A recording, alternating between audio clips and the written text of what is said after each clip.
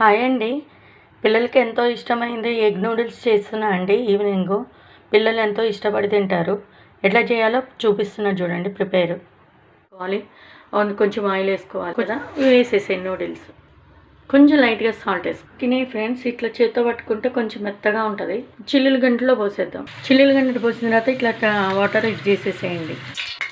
వెల్లుల్లిపాయలు, కొంచెం onions, carrot, కొంచెం బీన్స్, కొంచెం క్యాబేజీ, మిర్చి, కొంచెం లైట్గా మిర్చి వేసాను.